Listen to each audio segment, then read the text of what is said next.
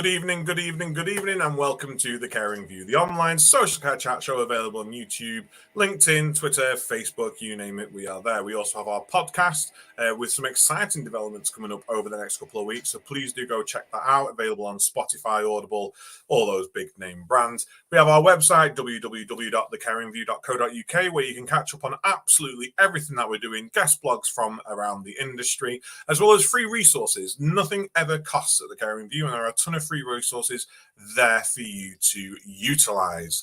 Mark, hello. I'm sorry I was not with you last week. How are you? Yes, I'm good. Thank you very much. Yes. How is you? How has your week been? Yeah, it's been okay. It's, so last week, sadly my nana passed away last week, and it was a tough one last week, really. We looked after her at home, which was, wonderful, and it's always nice to say someone died where they wanted to die. It was a good death, but it was a stressful week, and then we also had a bit of a trying weekend. It's just been one thing after the other, and I'm a bit tired. I'm looking forward to 2023. If I'm honest, and I'm freezing cold, and I work from home, and I can't afford the bloody heating. How are you? Well, yeah, no, I'm okay. I was just thinking you're gonna have to get a step machine, and you can just, like I've seen it on social media with the laptop on the top, and I've considered one of them under desk treadmills, to get moving on like that, thin down my thighs a bit, drop a cup size. I don't know, one of those sort of things. Thought it'd be quite good, keep myself nice and warm. So, news-wise, should we do the news? Is the news too depressing at the moment? I don't think there's much else going on. Rishi Sunak, I think he's putting a big hold on the whole social care reform thing. The one thing I want to ask, though, and if you are listening to this, if you are watching this, if you're watching this on catch-up, drop us an email. How is everyone going to cope with the £10.42 national living wage without any increases to social care? It's quite concerning, and I think unless you are a large organisation with massive investors, which we all know doesn't go down too well, there's going to be a lot of people struggling come next April to provide top quality care and have them provide it in a safe manner. So I would like to know something about that. What about you, Mark? I definitely worry how businesses are going to afford to pay people more if there's not going to be any support for them to be able to do it. And I think some businesses will increase the cost of whatever, or if it's a restaurant, they'll increase the cost of food and offset it. But I don't see how social care is going to be able to increase their fees enough to cover the cost of all the staffing without it being at a ridiculously hourly rate or weekly price for people to use the services. But yeah, I think it's definitely going to be a trying time for social care there. I do envision third-party top-ups in some areas of the country being almost as much as the actual weekly fee. I don't see it any other way around it. It's absolutely crazy. So I would love to know what's going on in that respect. In fact, I would like to know, what would Steve Barclay do? And I think if we could just ask Steve Barclay, what would you do in this situation, Steve Barclay? I don't think he'll give us an answer. He'll probably go into the jungle next year. I think the only interesting thing will be is whether there'll be an increase in the amount of people looking for living care. Because obviously the hourly rate for definitely home care will go up, but it wouldn't be long before you'd use the equivalent of how much it would cost to have somebody with you 24/7. And it seems obviously with mortgage rates, everything going up and bills going up, actually, I know there's a lot more people looking for living care work than there was before. So yeah, the two could go quite nicely hand in hand. But I suppose that opens up another kind of worms, though. And how do we monitor the living care situation so people aren't week to week jumping from care setting to care setting? So, 2 weeks at one house and 2 weeks to another, because then they're going to get no downtime.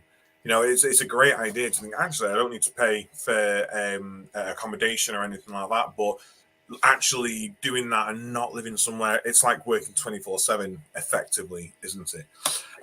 So before we get started, before I come up with some terrible Christmas cracker puns for this show, we do have a Christmassy message from Big Ian. Big Ian's a fan favourite within social care, a really loud voice, and does some amazing, wonderful things for dementia. In fact, if you go back a couple of weeks on our episode, you will see him talking to us about music and dementia. But before we get started, we've just got a message from Ian that we would like to share tonight.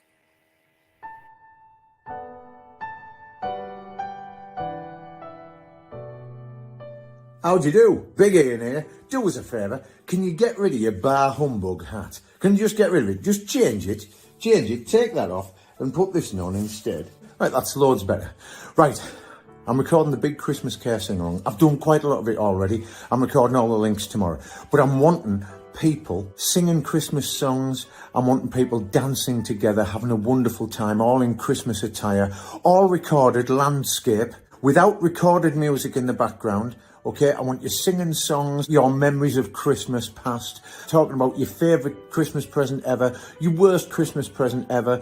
I'm wanting you laughing and singing and things. I want to cut it all together. Wherever you are in the world, I want you involved. Please, please, please help me with this. So what I want you to do, I want you to send a WeTransfer video, WeTransfer.com to info@bigian.co.uk. info@bigian.co.uk. This is for the big Christmas Care sing-along, which is something that will go live on December the 15th. I could do with your videos in by the 26th of November. Yes, it's early, but we've got to get this thing edited and all put together. Please, please, please get involved with this, because the more quality content we have, the better show we put on, and the more fun and the more beautiful it is. Thank you very much. Bless your hearts. Merry Christmas.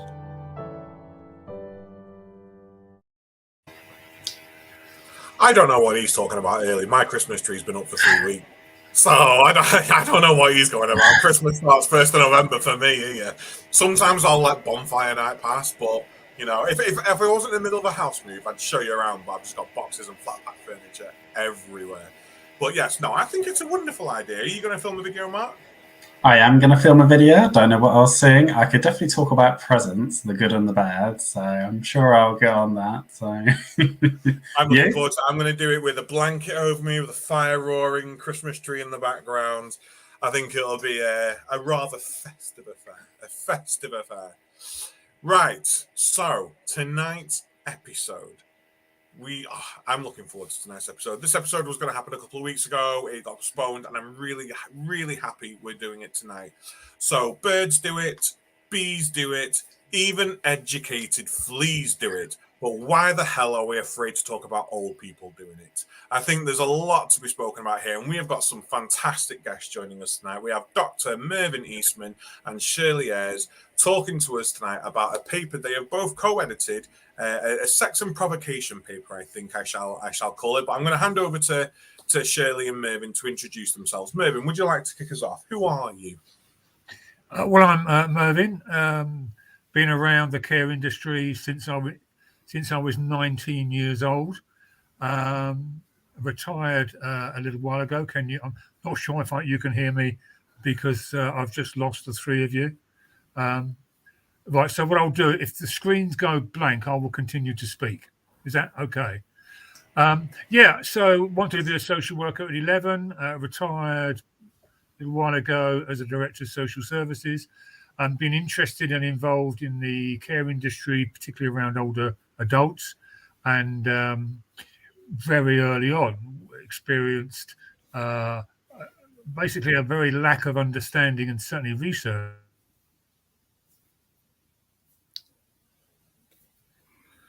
I think we knew that was going to happen. Our Mervyn, bless him, is having a couple of internet troubles tonight. So, Shirley, you may have to be managing this one solo at Plains. Shirley, do you want to continue? I will. Where do I come from? Very interesting. Background in social work, marketing, criminology. I have a lot of different interests, and I think my master's dissertation was on the phenomena of internet dating for older people, which was a fascinating introduction to how social media and the internet was engaging people differently and how people were communicating differently. And I saw the potential for social care to have a much higher profile, but it required that initially there was a lot of resistance in social care and social work to using the internet. And it was sort of like, if we don't talk about it, then nobody's going to know about it and there won't be problems. And, you know, as we know from our research on the sex, intimacy and sexual well-being in later life paper, there's an enormous amount of resources online, and people can access a lot of resources online, and it raises so many interesting issues. Because coming back to your conversation a bit earlier about how care is going to change, because it's estimated that by 2036, 1 in 4 of the population will be over 65. And I think what puzzles me is why this increasingly influential group, which is actually 3 generations with very different life experiences, expectations, and aspirations, can be dismissed so casually as a mysterious tribe called the elderly. And I think both Mervyn and I believe that we need to adopt radically different approaches across society, which include assumptions about, the old folk, sexuality and intimacy. We don't go there. And so it was a challenge to write the paper, but one of the most encouraging things that's come from publishing the paper is the amount of people who have felt more confident about discussing their sexuality, rather than it being a sort of, it's not something we discuss. And I think Mervyn and I were talking about this earlier. I mean, 40 years ago, I was training frontline care workers. And when I raised the issue about sexuality and sex, it was a lot of horrified faces. Oh, no, we don't do that sort of thing, dear. And sometimes I wonder how far we've actually progressed. And so that was one of the motivations for us doing the paper. And it has been a challenge, but the time is now right, because there is a lot of focus on the longevity dividend, on healthy aging, 100-year life. And for some reason, people don't think that that will include sex, intimacy, and people's well-being. And so we're wanting to break barriers. And actually, one of the strongest messages from our provocation paper is sex and intimacy never retire. Mervyn, over to you. Yeah, thanks, Shirley. One of my very early influences, which led me to be interested in this issue, is during my training in social work back in the early 70s. The issue of sexuality in later life was never, ever discussed, never brought up, never referenced. And that was quite intriguing. And the second is when, again, I was in my mid-20s, I took over the running of an assessment centre. And the clients that were attending, when we were doing group work and individual work, time and time again, they would talk about sexuality. And that made me feel this is an issue that we do need to address. And certainly, I think all these decades on, I'm sure to some extent it is within training, though big question mark. So just quickly, how did you get together then to co-edit this paper? Because I'm right in calling it a paper, aren't I? You know, it's a sex and provocation paper. So how did you two get together? Did you sit down one day over, I don't know, 50 Shades of Grey and go, actually, maybe we should write a book about this ourselves, but for the older generations? So how did it come about? I mean, for me, it was really Dawn Garrett from the Royal College of Nursing, who's now retired from that. And some time ago, I think it was Shirley, very much pre-COVID, we were talking about that issue. Shirley and I had always had an interest. So the 3 of us met at the RCN, talked about how can we present and discuss this issue. And out of that was born the provocation paper. And I think Shirley may or may not mention it. I keep on falling in and out of the internet, by the way, so I frequently lose you. And unfortunately, you lose me. That's probably even worse. So in that regard, we discussed how can we do this. We were actually very ambitious, weren't we, Shirley, initially? We were thinking of a book that we would bring together. We then modified that to the provocation paper, and I'm pleased I did that. Shirley rightly raised the issue of short chapters, punchy chapters, and that's what we did. COVID intervened, of course, and it took us a little while to get all the contributions in, and that's as far as I'm going to go, Shirley, you'd be relieved to know.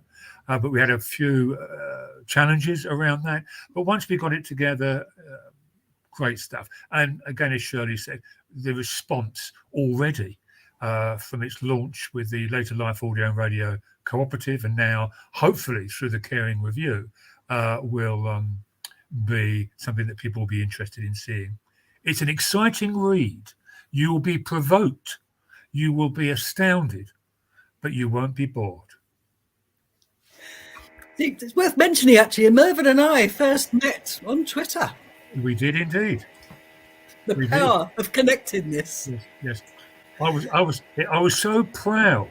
I quickly learned about Shirley and how active she was, and I thought, this individual I can only agree with all the time. And then I followed Shirley, and I was so proud when Shirley followed me back. I don't follow just anybody, Mervyn. You do know this.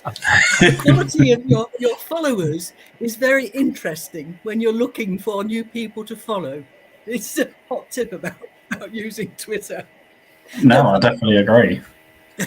I think, it's the power of social media, and actually how it can connect one person to another person, somewhere completely random, the other side of the world. And I think it's great that both of you are tackling the stigma and you're raising awareness.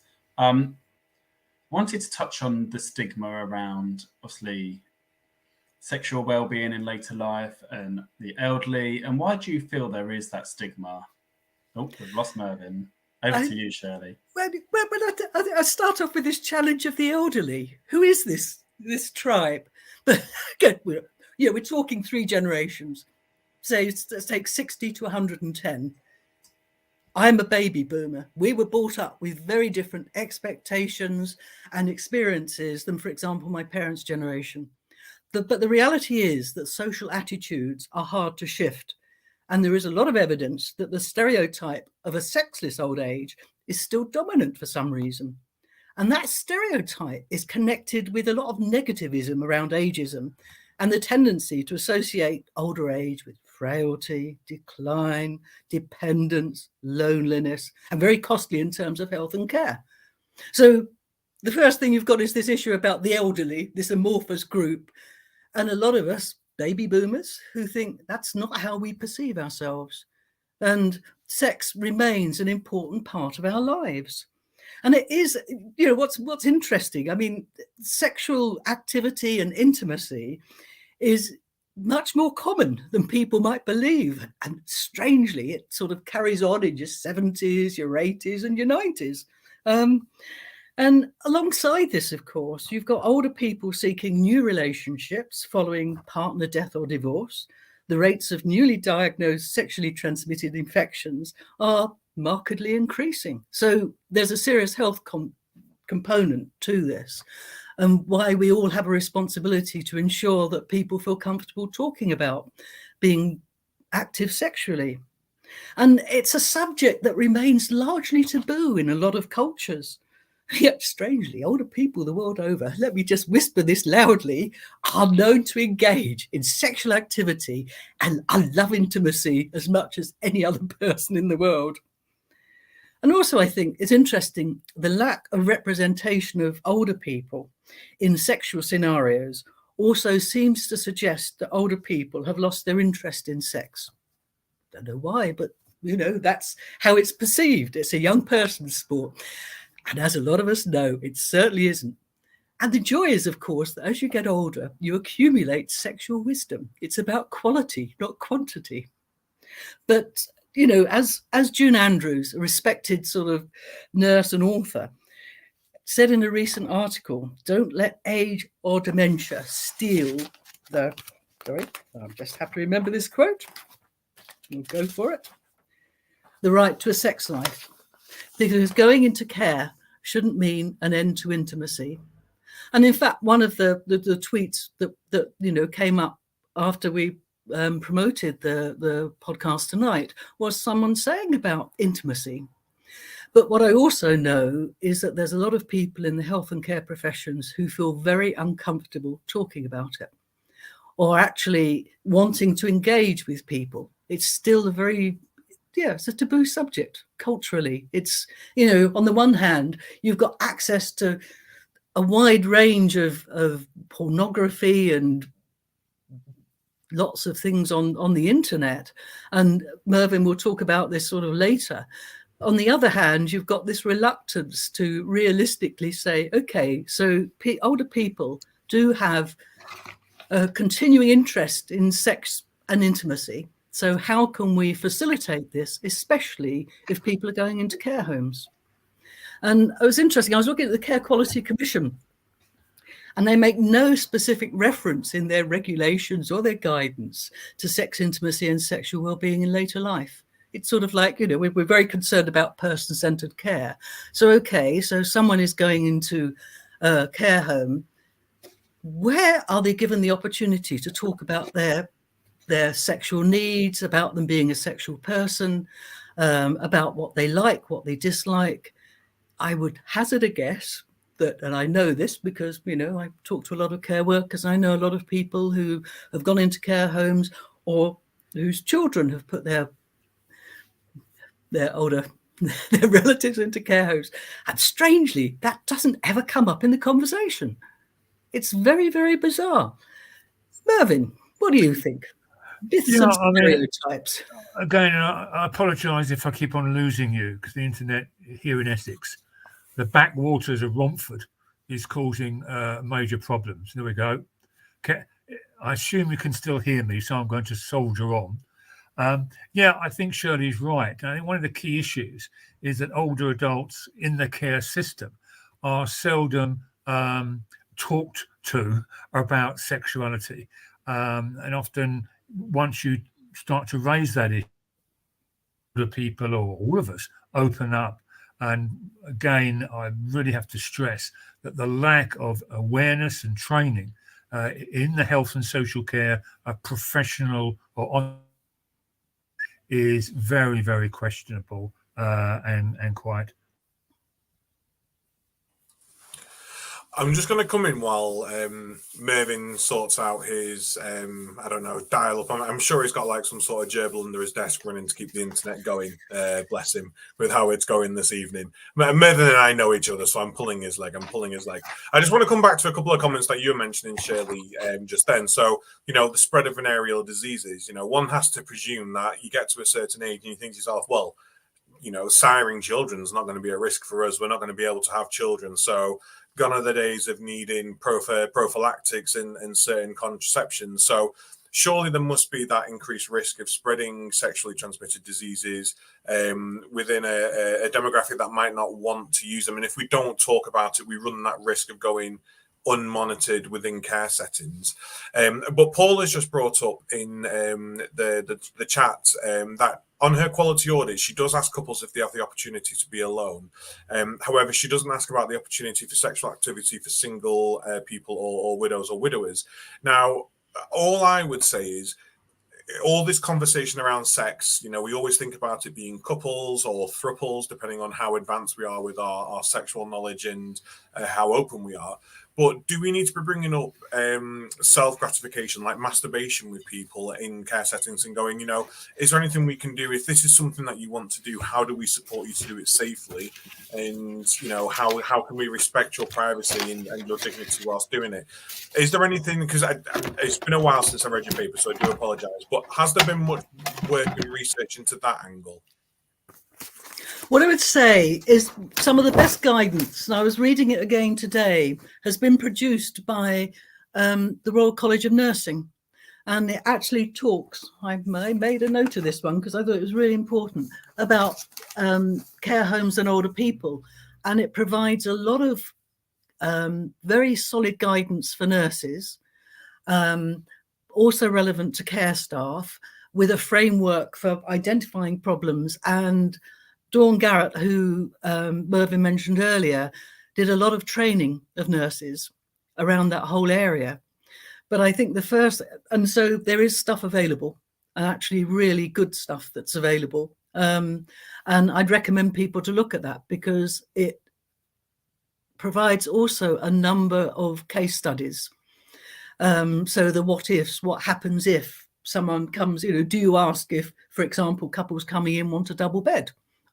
But it also makes a lot of reference, rightly, to, first of all, the code of conduct for nurses, and also about the Mental Capacity Act and the importance of determining that someone, has the capacity to make decisions and choices about how they want to act and live themselves.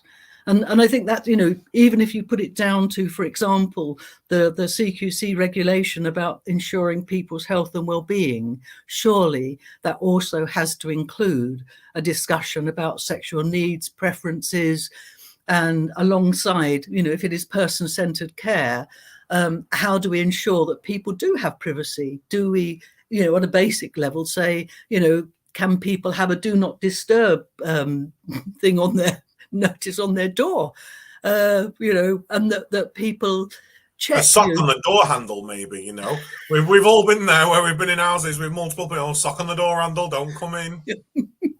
Yeah, but all of that, and they're very basic things and very practical things. But I think one of the critical factors that I feel, I've discussed this with a lot of people. We had an older people's reference group who informed the paper, and I was asking people, well, if you enter a new relationship, how do you raise the issue of sexual well-being? How comfortable do you feel saying to someone, well, what's your sexual history? Is it safe not to use a condom, or do we use a condom? And how do we keep ourselves safe? It's so fundamental. And if people have been in long-term relationships, then often they feel uncomfortable talking about that as a sort of starting point because they're out of the dating scene. And so, what do you say? I mean, well, that seems a bit, and that's even experienced, knowledgeable men and women of the world. How do you raise it? Well, you raise it. And one of the reasons why we published the paper was to say it's okay to talk about these things. And we need, I think, to make staff feel less embarrassed about raising it themselves, and also acknowledging their own personal beliefs and experiences that will influence how they respond. I mean, I asked my GP when I was writing the paper, I asked, well, how would you respond, if a man came in who was having sort of, erectile dysfunction, or it was a woman who was concerned about the way that she was responding to orgasms? And he said, whoever it is, I would sit down and talk to them and see, is there a health problem that I can identify and do something about?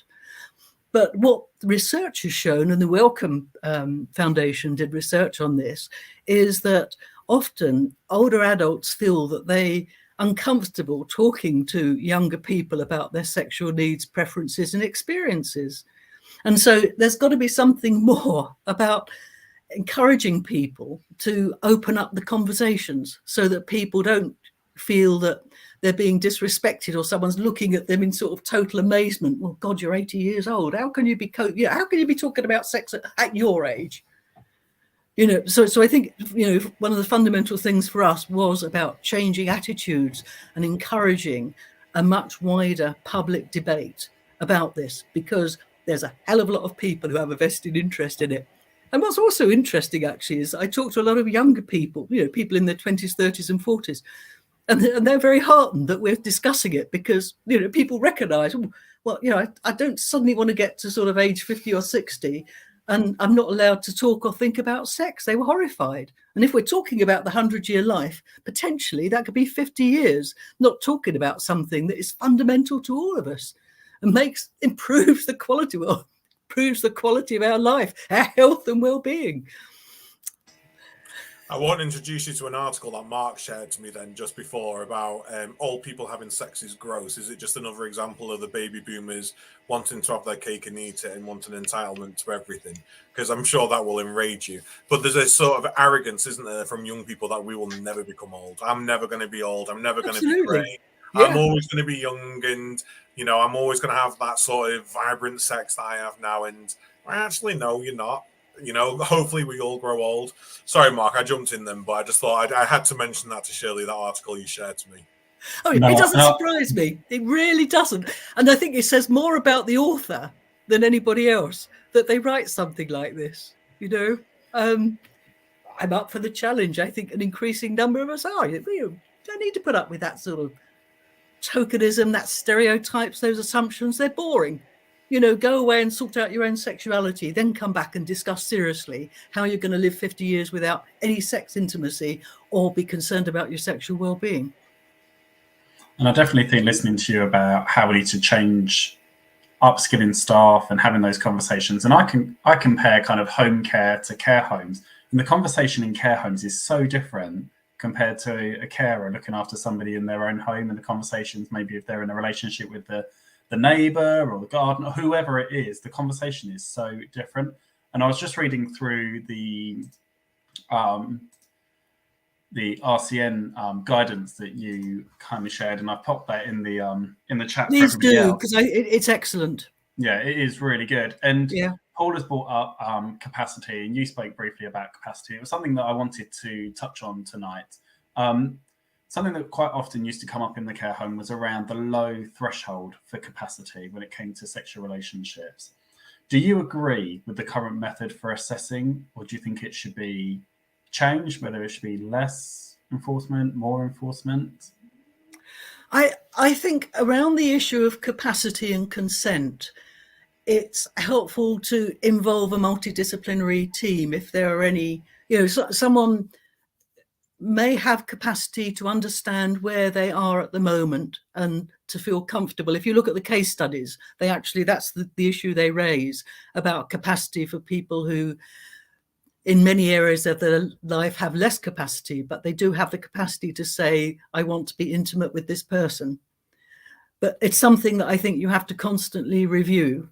And sometimes, you see, it's easier to take the risk, to go the risk-free route. Oh, that's too risky. We don't, whereas what we should be doing, if we are serious about person-centered care and people's well-being, is to actually take a rounded view. And if it's something that we don't have a lot of understanding of, to involve other people who do have more understanding of, rather than saying, oh no, this is going to be too risky, it's a safeguarding issue, end of, we're not even going to discuss it. Because, as we know, at any age, people take risks. And what we have to do is minimize the risk, but not to the detriment of denying people their themselves as sexual beings with sexual needs. So I think training is essential, but it can take place in many different ways.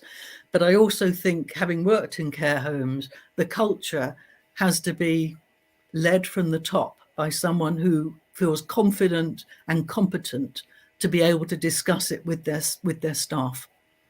Absolutely. And to raise it without it being sort of, surrounded by, oh, it's gross, this, that, and the other. No, forget all of that. You're talking about a human being, not a person in a bed in your care home. These are the residents, and they have the right to have their sexual needs respected. And I think the person at the top also needs to be confident enough to say to the staff that may be opposed to it. And you spoke about safeguarding, and the number of times social workers have said, this person doesn't have capacity, or they shouldn't be doing this, or relatives. And actually, that manager, that leader of the care home should be actually standing firm for the rights of the people they're supporting, saying, well, actually, we've done this.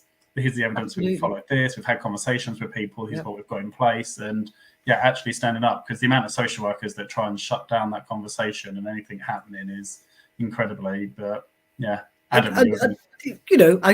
I mean, my background is in social work, and I would challenge those attitudes. It's sort of, it's not for the who are the services for? They're not for the convenience of the care workers or the social workers. They are actually to ensure a good quality of life for the people who need care and support. And, actually, it's not just older people. I sort of think about younger adults who need care and support, and they have similar issues. So although we focus this on later life, of course, any adult who requires care and support has the right to be recognised as a sexual being and have their sexual needs met. Yeah. And some of it may be by mechanical means. Yes, well, we'll come on to that in a second. And I think the only thing I struggle to get my head around, and and it's not struggling around accepting this. It's the whole conversation around the consent and multidisciplinary team meetings. I'm sure we've all had those times in our relationships where we've tried to plan the perfect evening and we'll have this for dinner because it means that we can, later on, and then we can have something else afterwards. And once you plan it out too much and talk about it too much, kind of suck the spark out of it and you suck the magic out of it. So for me, it would be, how do we maintain those capacity conversations in a professional, safeguarding way, but still allow these people to have that magic of it not feeling like they've just signed all these documents so they can go into their room to have a conjugal visit in a prison. And that's what I fear it could end up looking like. But Mervyn, you're back. I'm gonna seize this opportunity to talk to you. So sorry. No, don't be sorry. Don't be sorry. So you and Shirley have edited this paper together, and there's individual chapters with different writers throughout. And your chapter was all around pornography and sex workers. So I just want to come to you and really ask, sex work is a taboo conversation we have quite a lot as a society. Should it be decriminalized anyway? But how does this work with the elderly? And when it comes to pornography, what sort of research did you do? No, I'm joking. But OnlyFans, has that been something that's been taken into consideration within the paper, or is this something that's still too new to be considered for the elderly care side of things? Can I just stop you for a moment and say, please, Adam and Mark, stop referring to the elderly. Sorry, the older generations. Older than me. I've missed that. Well done, Shirley. Yeah, okay.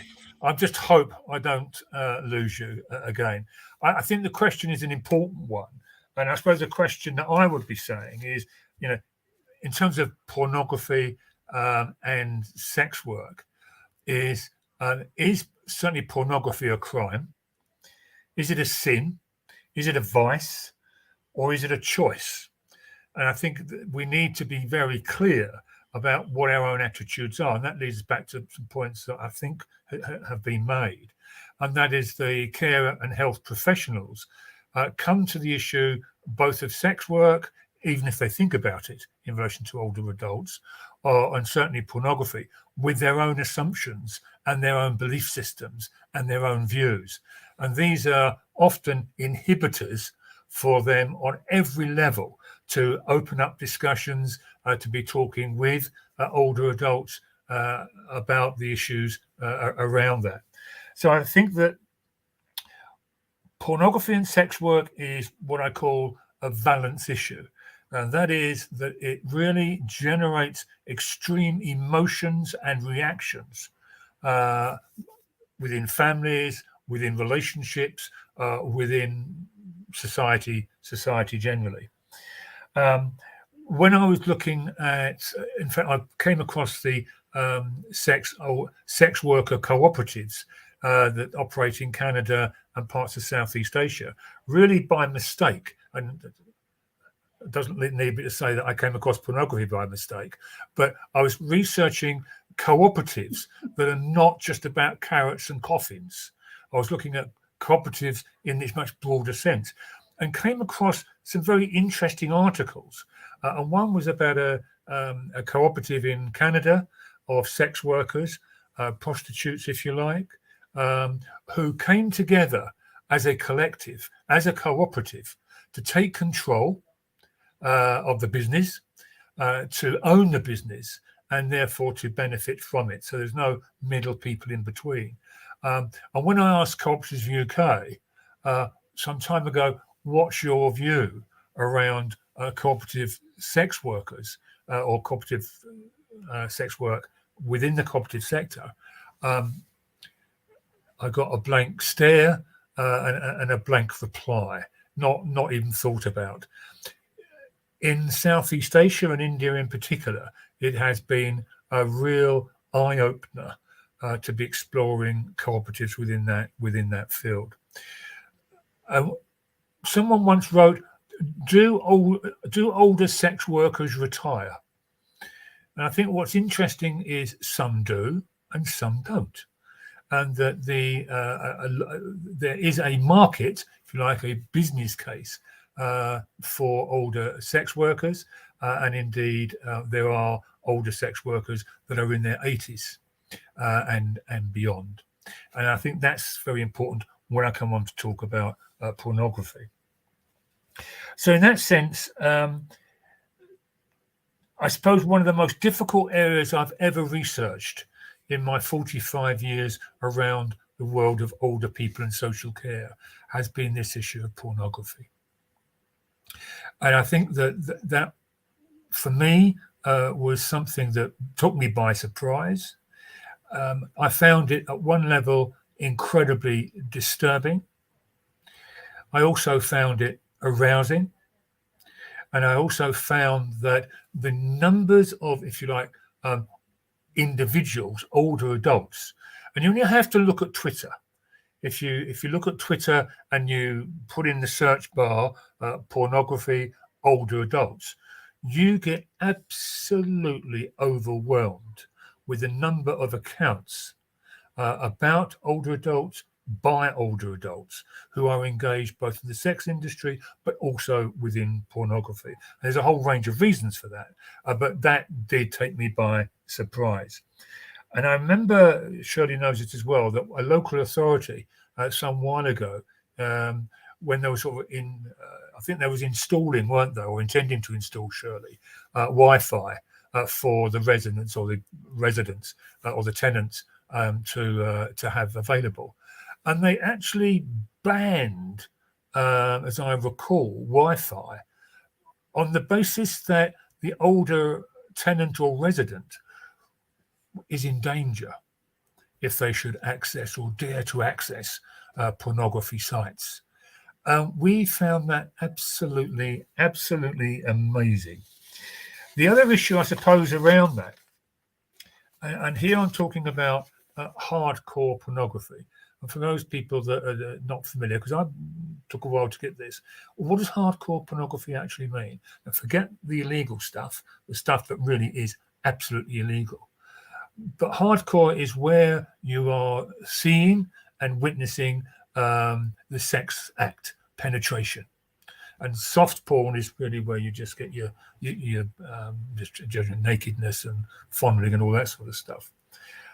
But it's also pornography a politically positional situation. So there are politics involved in relation to pornography. And I think I've just lost you again, but I'll continue to talk. And that leads me to... No, I think we've lost him.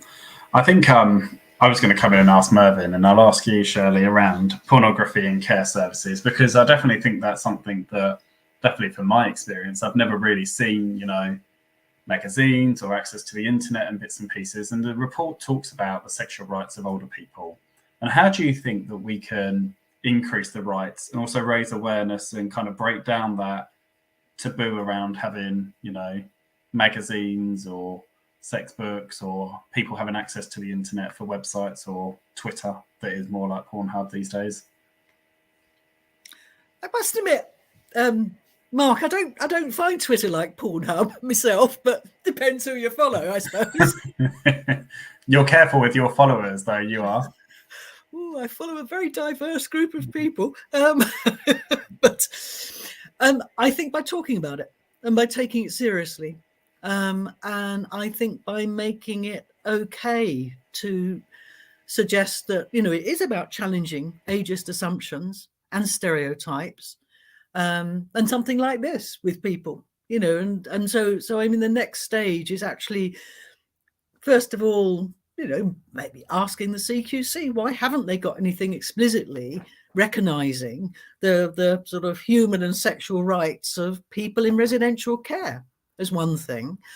I think it's something that should be included in registered managers training, because I do think these things start from the top.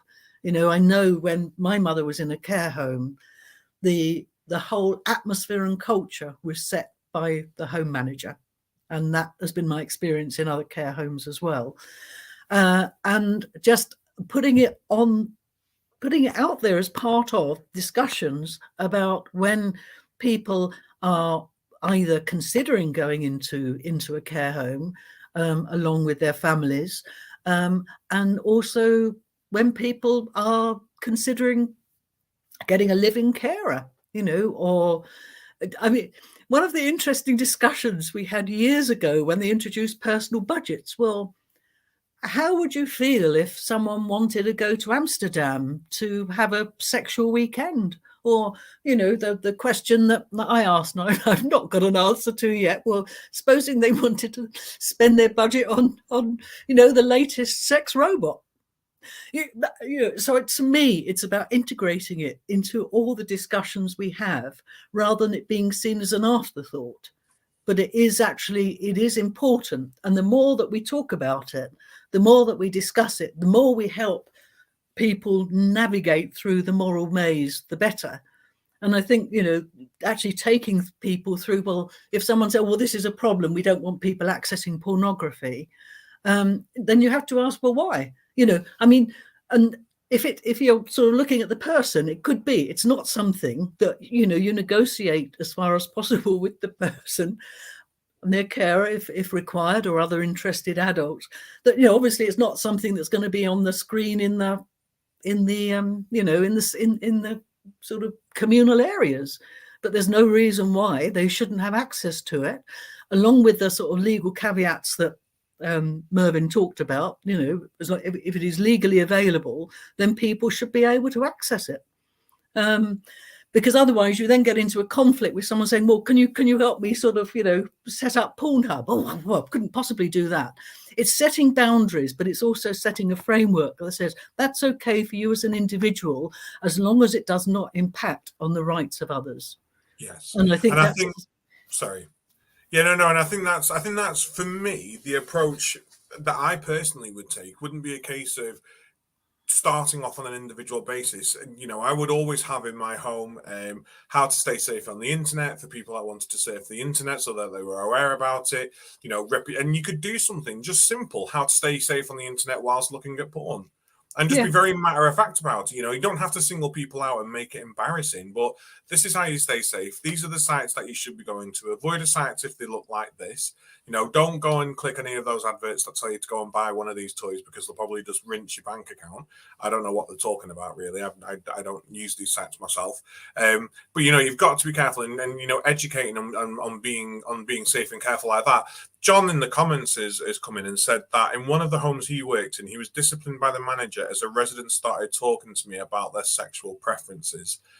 And this is, that's what you're talking about there, Shirley, is that top-down leadership not existing and actually being inhibitive to the well-being of that individual. Yeah, and this would come up. I mean, minimal research that's been undertaken, for example, about people's sexual preferences, and that people often feel, when they go into care, they have to deny how they might have lived their life before. It's sort of like, there's suddenly this sort of curtain that comes down, and all of their life experiences and expectations are suddenly going to be denied to them. And I think that's one real concern that myself as a baby boomer and other people have, is that we're not prepared to accept that. Yeah. And so things have to change. Oh, 100%. And it's something that concerns me. I am of the LGBTQIA plus community. And when you get lumbered into a heteronormacy, when I'm buying a new car, it's exciting, I can't wait. It's me and my partner. Oh, what's your wife's name? He's my boyfriend and he's called Stephen, actually. And you're forced into that situation of having to come out again. And if you don't have that confidence or that feeling inside yourself that actually I'm able to do this and own who I am, in a residential setting where you're then living 24/7, it can be quite a daunting thing to think, actually, I don't feel like I can be the person I was once. And I'm now back into this in the last years of my life where this is the only chance I'm going to get.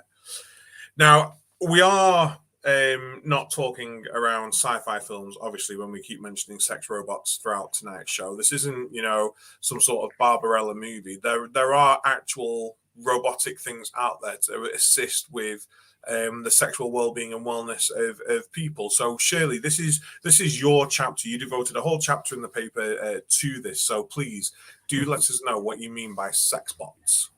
Right. Can I first of all make clear, the whole chapter isn't this. People might be disappointed in this fact. It isn't actually dedicated to sex robots. One could write well, people have written books on them. My view is to actually promote technology as enhancing people's health and well-being.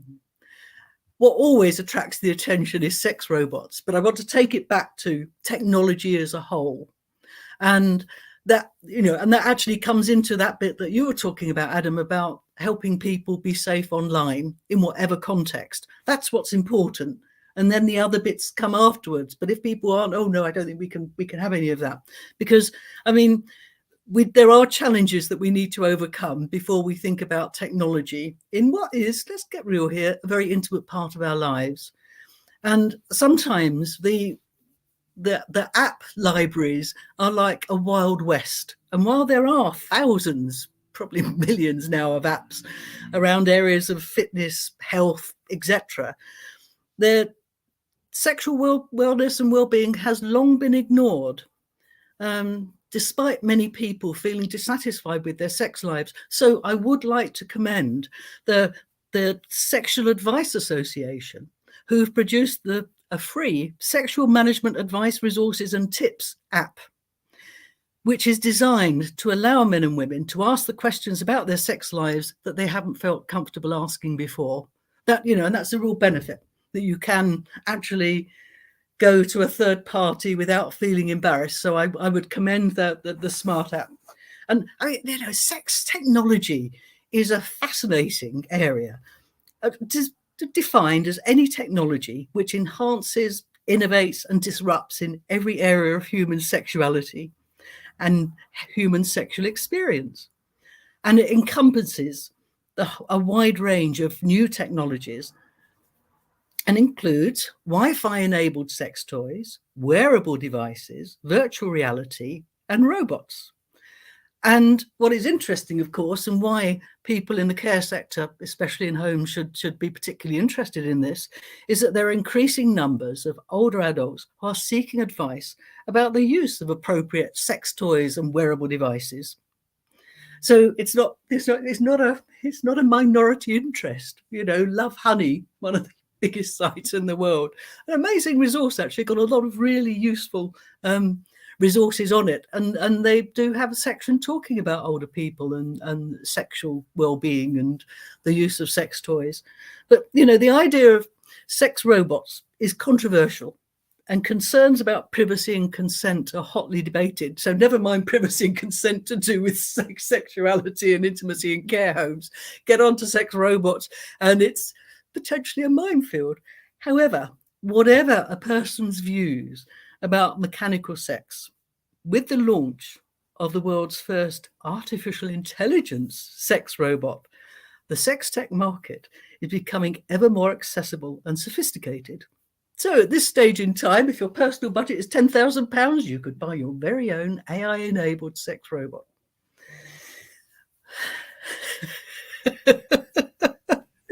Honestly, it's really, really interesting because sex toys themselves are facing an absolute boom at this moment in time. Because, once upon a day, they were probably looked at as, individual, like self-pleasuring devices, and they've become more of a mutual enjoyment within, I don't know, sex and within relationships, especially as more women are open about orgasms and, how men, again, I'm from the LGBTQ community, so I only know what I read, but how men can struggle to help women achieve that absolute climax, but women are more comfortable now to ask for the use of toys at the same time to try and achieve that mutual enjoyment.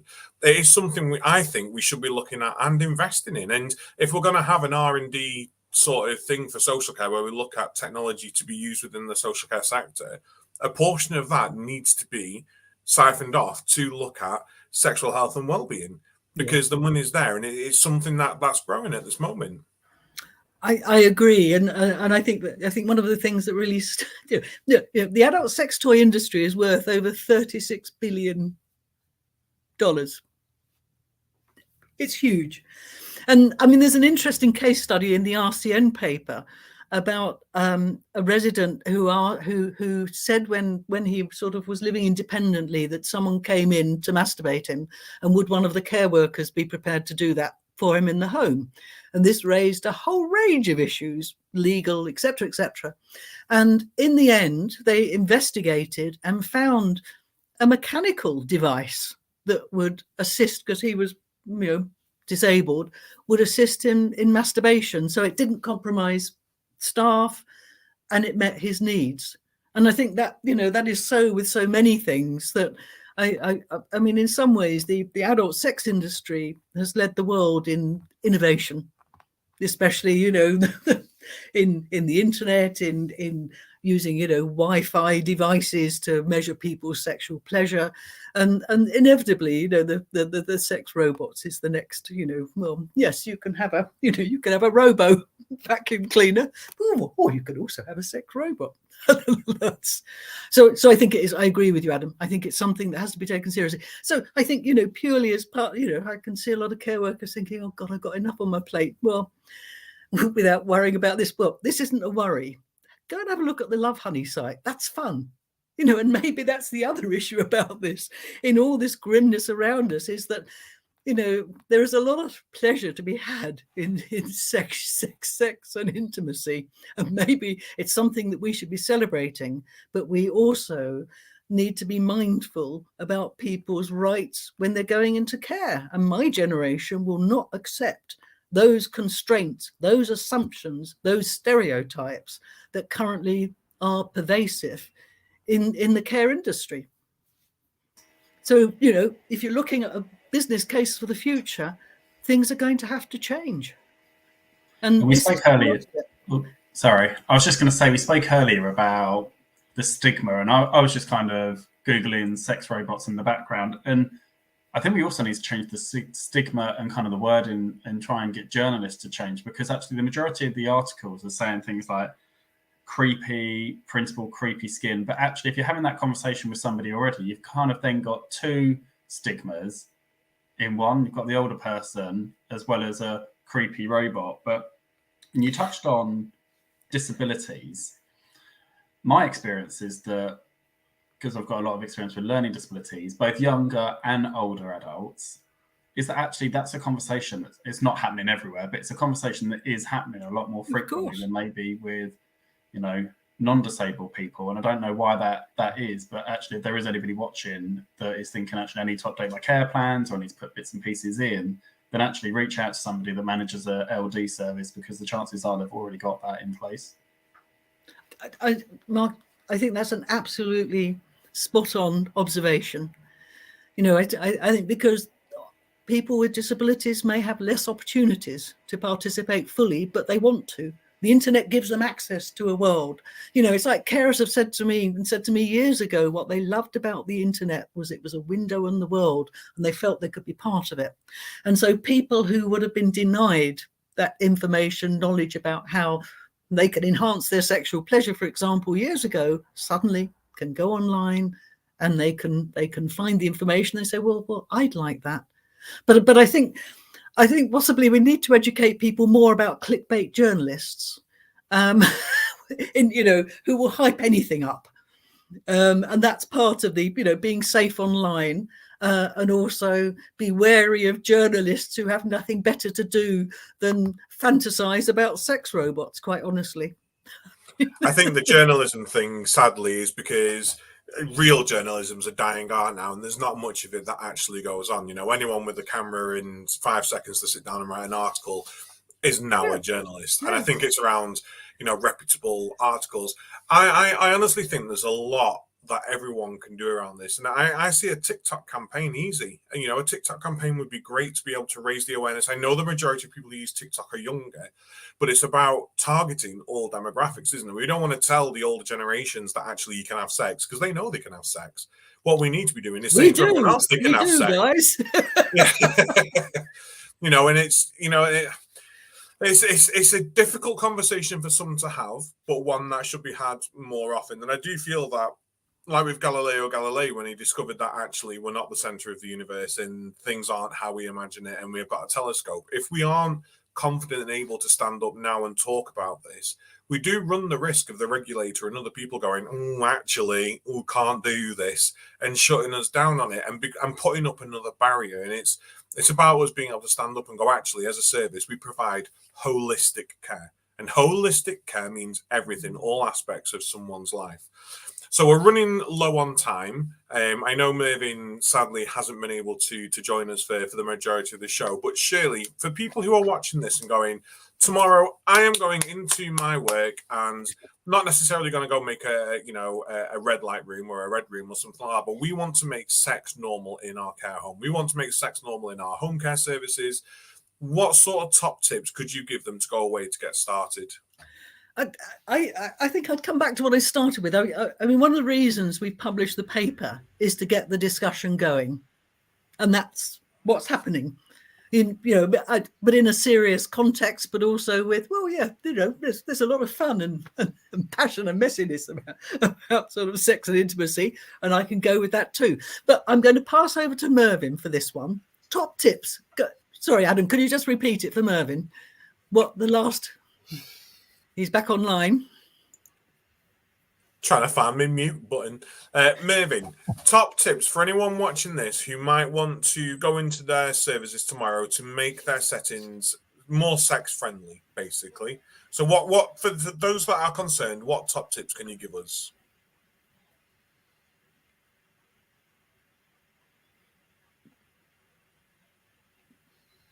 Can I just sort of give my bit to give Mervyn? I'm not sure if anyone can hear me, Adam, and I can't see anybody.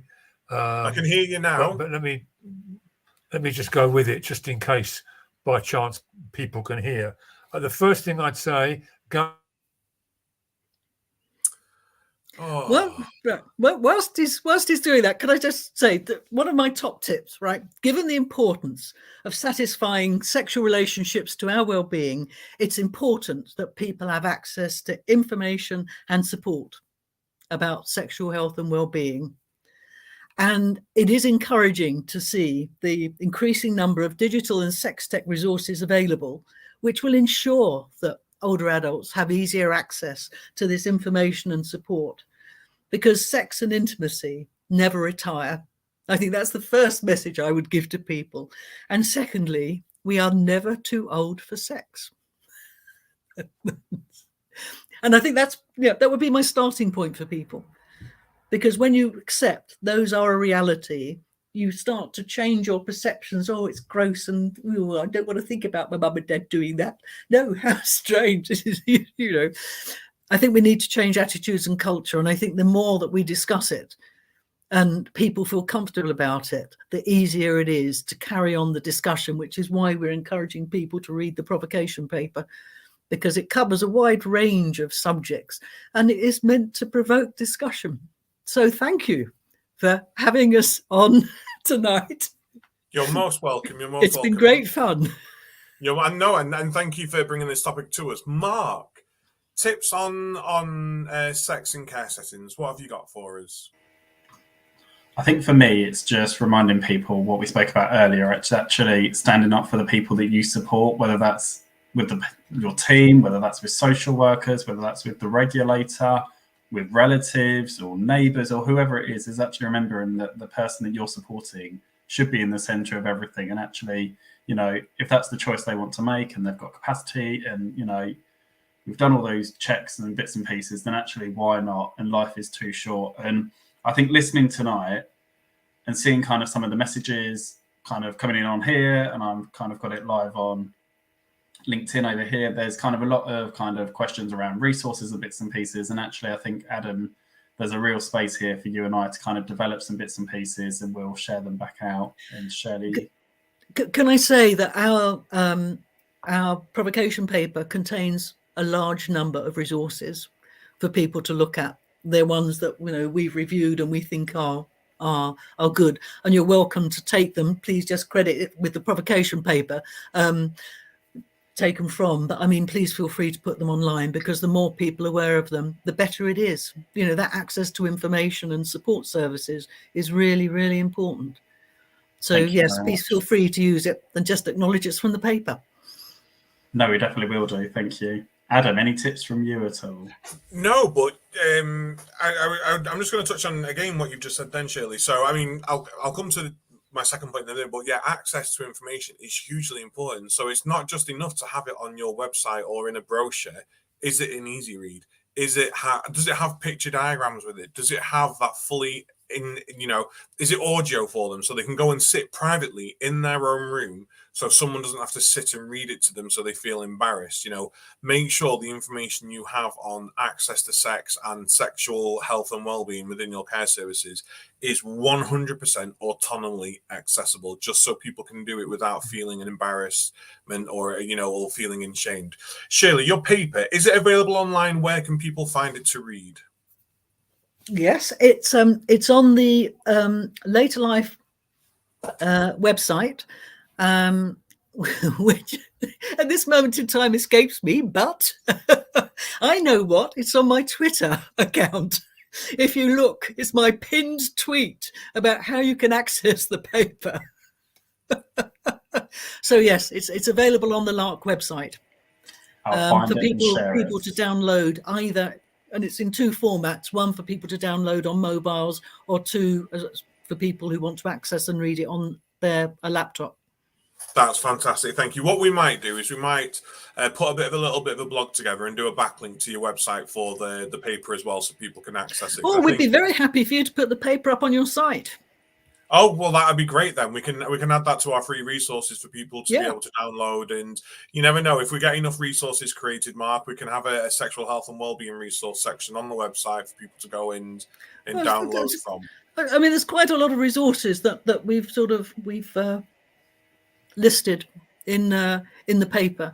And as I say, they're free to anyone. But no, I'm very happy for you to have the paper up on your site. If you want us to write a little blog to go with it, happy to do that too. Oh, we would love that, Shirley. We would absolutely love that.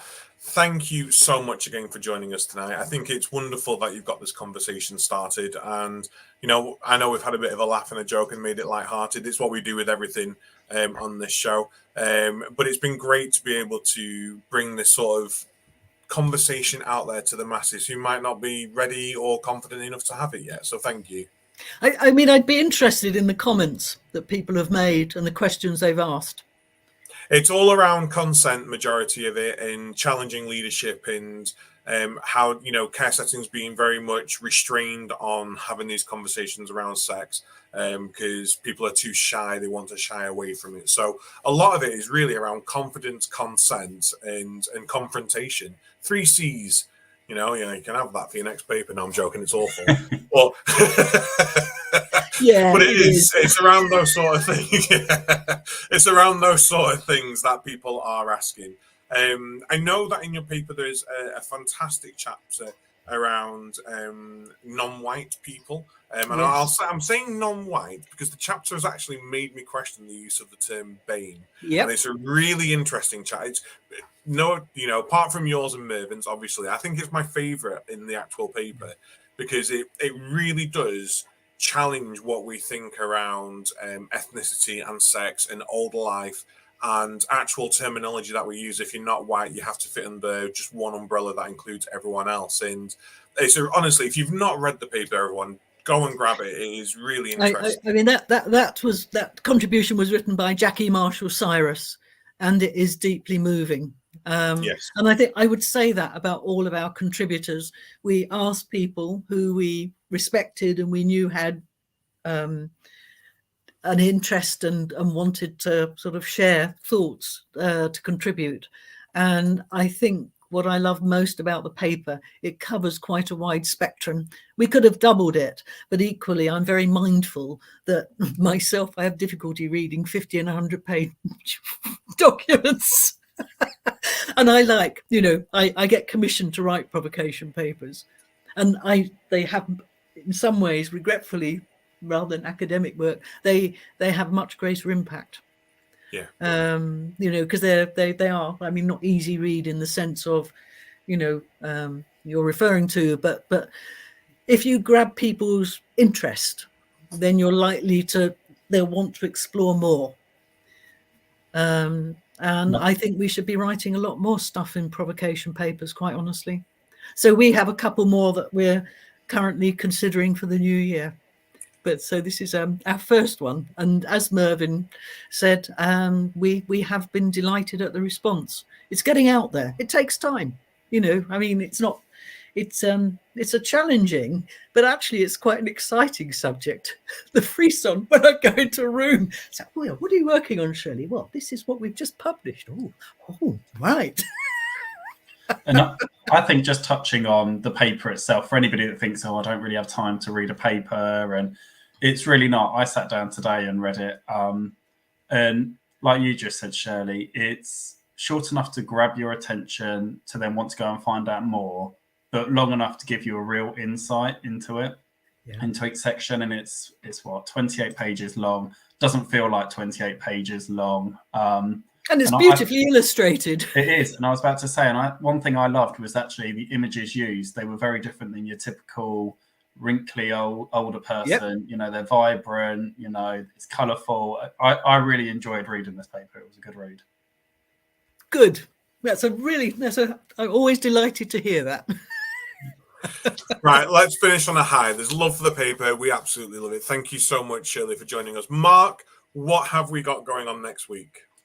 Next week, we are joined by the NHS Transformation team. So they're coming on to talk about integrated care systems. So we're going to hear about where they came from, how integrated care systems are progressing, some of the challenges that maybe social care providers are facing getting onto boards and participating. I think it's going to be a really good conversation and a big awareness piece as well, because I think there's a lot of providers I speak to and managers that are still struggling, and a lot of managers that still don't really know too much about ICSs. So I think it's going to be good.